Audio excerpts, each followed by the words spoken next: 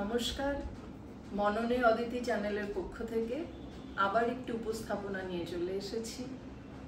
আমাদের প্রথম উপস্থাপনা ছিল অভিভাবকত্ব, যেখানে আমরা ছোট থেকে 12 বছর বয়স পর্যন্ত শিশুদের অভিভাবক হিসেবে কি করা উচিত সে সম্পর্কে নিজের অভিজ্ঞতা এবং অনুভূতি আপনাদের সঙ্গে ভাগ করে নিয়েছি। আপনাদের কমেন্ট, যেটা আমি মনে করি আরো সমৃদ্ধ করেছে। এভাবে পাশে থাকবেন এবং এই নতুন চ্যানেলটি আপনাদের একটা লাইক এবং সাবস্ক্রাইব করা আমাকে আরো অনেক উৎসাহিত করবে নতুন নতুন তথ্য উপস্থাপন করবার জন্য। জীবনকে আরেকটু সুন্দর কিভাবে করে তোলা যায়, আরেকটু কিভাবে ভালো থাকা যায়, তার উত্তর খোঁজার উদ্দেশ্যে এই চ্যানেল থাকবে। জীবনের নানা দিক, নানা বিষয়, জীবনে আমরা নানা পরিস্থিতির সম্মুখীন হই, সেটাকে কিভাবে আমরা অতিক্রম করব। অভিভাবকত্বের দ্বিতীয় ভাগে থাকছে 12 বছরের পর থেকে 20 বছর পর্যন্ত ছেলে মেয়েদের অভিভাবক হিসেবে আমাদের করণীয় কি, আমরা কি করব যাতে আমাদের ছেলে মেয়েরা আনন্দে থাকে। আমার মনে হয় অভিভাবক হিসেবে প্রথম আমাদের এটাই চাওয়া উচিত যে তারা আনন্দে থাকুক, ভালো থাকুক, সৎ পথে থাকুক। এবার 12 বছর বয়স থেকে যখন তারা 13 বছরে পড়ছে, এই সময়টা তাদের জন্য কিন্তু ভীষণ রকমের চ্যালেঞ্জিং, কারণ তারা নতুন নতুন জিনিস শিখছে, তাদের শারীরিক পরিবর্তন হচ্ছে, মানসিক পরিবর্তন হচ্ছে, যেটা তারা আগে থেকে বুঝতে পারে না। আমরা কি করব? প্রথমত তাদের ওপর এই সময় জোর করে কোনো কিছু আমরা চাপিয়ে দেব না। তারা ভাবুক এবং আমরাও ভাবি। খুব ভুল করব যদি আমি আমার 12 বছরের সঙ্গে বা আমার 13 বছর বা 14 বছরের সময় যেটা ছিল তার সঙ্গে 2024-এর 13-14 বছরের ছেলে মেয়েদের তুলনা করি। ভুল করব, কারণ সময় এগিয়েছে, সময় বদলেছে। সেই বদলে যাওয়া সময়ের সঙ্গে কিন্তু মানিয়ে নিতে হবে। অবশ্যই ইতিবাচক দৃষ্টিভঙ্গি থেকে আমরা মানিয়ে নেব। স্কুলে এই বয়সী ছেলে মেয়েদের নানা সমস্যা হয়। সমস্যা যেটাই হোক না কেন, অভিভাবক হিসেবে আমাদের প্রথম যে পরীক্ষাটা দিতে হবে সেটা হচ্ছে ধৈর্যের পরীক্ষা। কতটা ধৈর্য আমি ধরতে পারবো এবং কতটা ধৈর্য ধরে তাকে কোনো সমস্যা থেকে বেরোনোর কোনো রাস্তা নির্দেশ আমি দিতে পারবো। ব্যাপার হচ্ছে যে সমস্যাগুলো এ সময় তৈরি হয় তার অনেকটার উত্তর কিন্তু আমাদের জানা নেই, কারণ এখনকার দিনে সমস্যা বদলে গেছে। যে সমস্যা বা যে পরিস্থিতির মধ্যে দিয়ে আমরা বড় হয়েছি, এখনকার পরিস্থিতি সম্পূর্ণ আলাদা।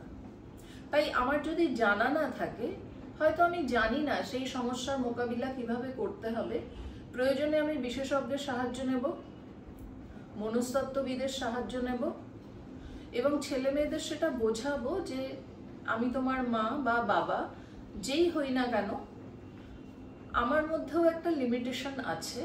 এর বাইরে গিয়ে তো আমি তোমায় বোঝাতে পারবো না, কিন্তু যিনি তোমাকে সঠিক রাস্তা দেখাতে পারবেন তেমন একজনের কাছে আমি তোমাকে নিয়ে যাব।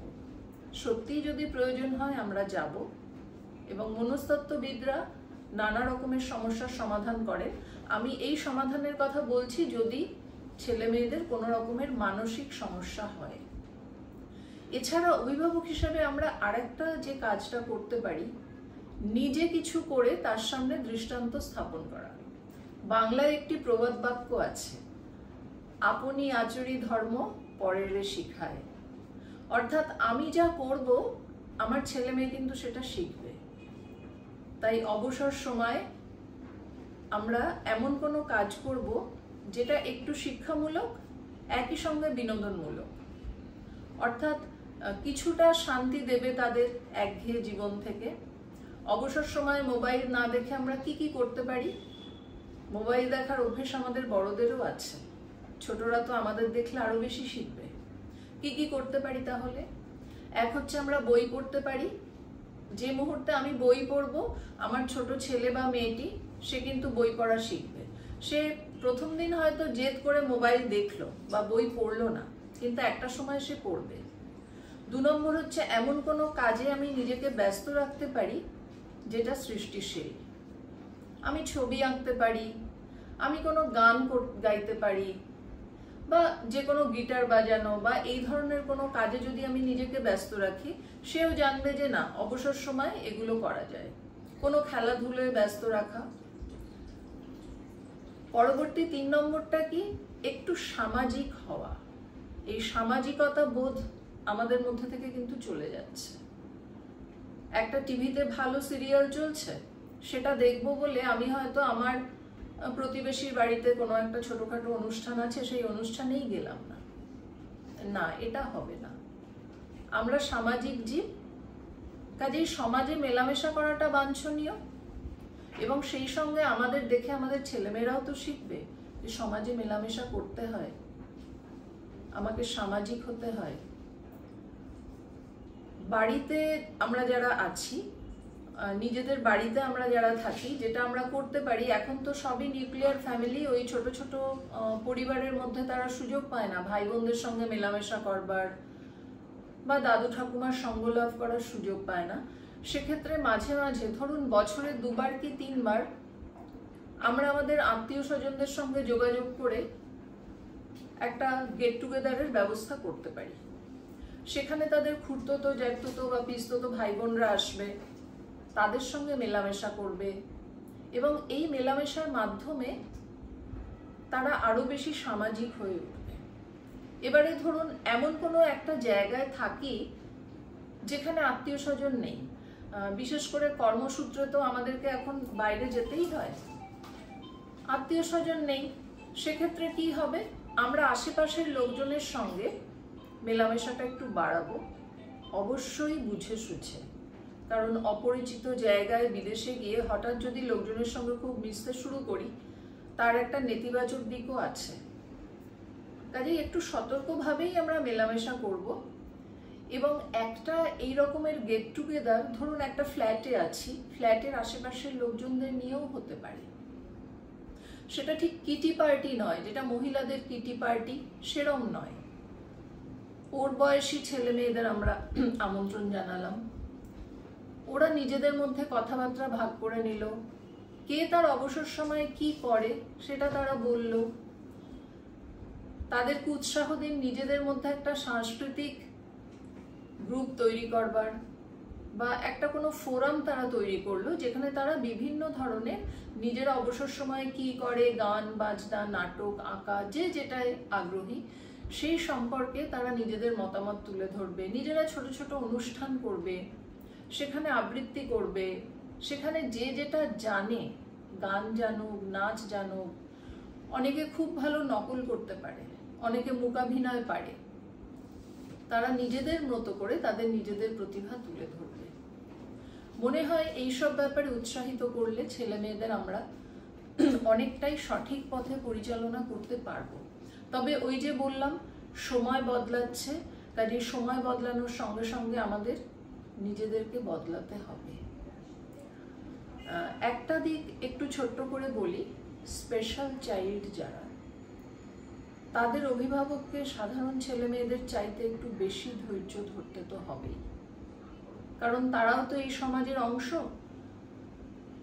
তাদের ক্ষেত্রে মনোবিদের সাহায্য নিতেই হবে, এবং এদেরকে কিছু কারিগরি সহায়তা, বিভিন্ন ধরনের খেলাধুলো আলাদা আলাদা করে শেখানোর জন্যে কলকাতায় তো আছে, আমাদের ভারতবর্ষের প্রত্যেকটি শহরেই এই ধরনের কিছু জায়গা রয়েছে যেখানে তাদেরকে একটু বিশেষ ধরনের খেলাধুলো শেখানো হয়।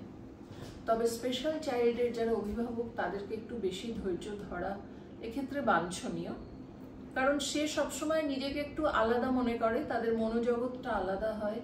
সেই মনোজগতের সঙ্গে তাল মিলিয়ে আমাদের কিন্তু চলতে হবে যাতে সে সুস্থভাবে বাঁচে। 18 বছর বয়সের যখন হয়ে যাচ্ছে ছেলে মেয়েরা, তাদের পড়াশুনো, তাদের কেরিয়ার এ সম্পর্কে সিদ্ধান্ত তারা নিক।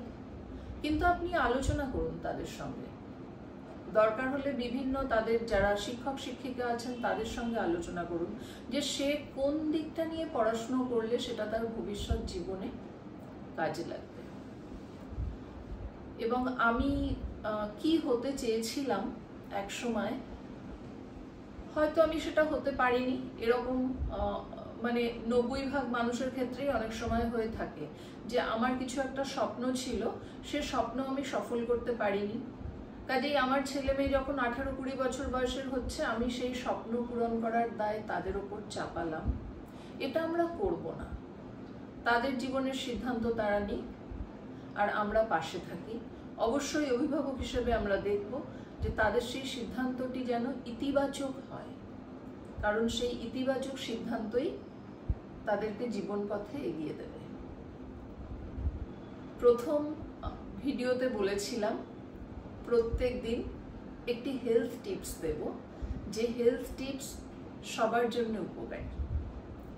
আজকের হেলথ টিপস হচ্ছে দিনের মধ্যে একটু সময় বার করে পেছন দিকে হাঁটুন। প্রথমে আস্তে আস্তে হাঁটুন, পরিচিত জায়গায় হাঁটুন। 1 মিনিট থেকে 5 মিনিট বা 10 মিনিট প্রত্যেক দিন হাঁটুন পেছন দিকে। আপনি দেখবেন আপনার শরীরে কি পরিবর্তন আসছে। আজকের মতো এইটুকুই।